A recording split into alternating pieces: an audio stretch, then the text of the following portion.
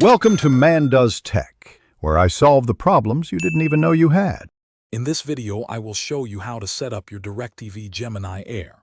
First, carefully unbox your new Gemini Air device and confirm all components are present, including the power adapter, HDMI cable, and remote.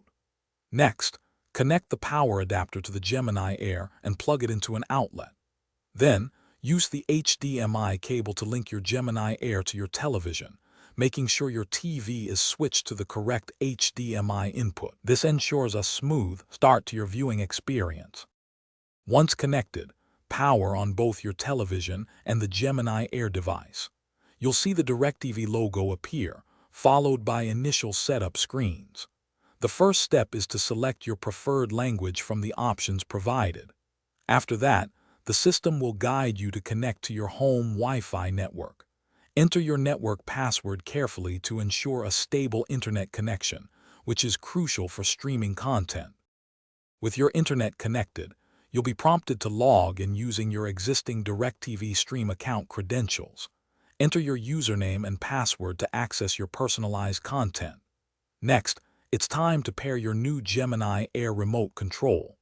Follow the simple on-screen instructions, usually involving holding down a couple of buttons, to link it to your device. Once paired, you can start exploring the user interface and customizing your viewing preferences. Congratulations! Your Directv Gemini Air is now fully set up and ready to use. You can now access a vast array of live TV channels, on-demand movies, and your favorite streaming applications. Don't forget to try out the voice command feature on your remote for effortless navigation and content searching. For those looking to streamline their daily routine, check the description below for a link to some fantastic leak-proof meal prep containers and other great deals. Enjoy your new entertainment experience. Thanks for watching. If you found this helpful, don't forget to like and subscribe.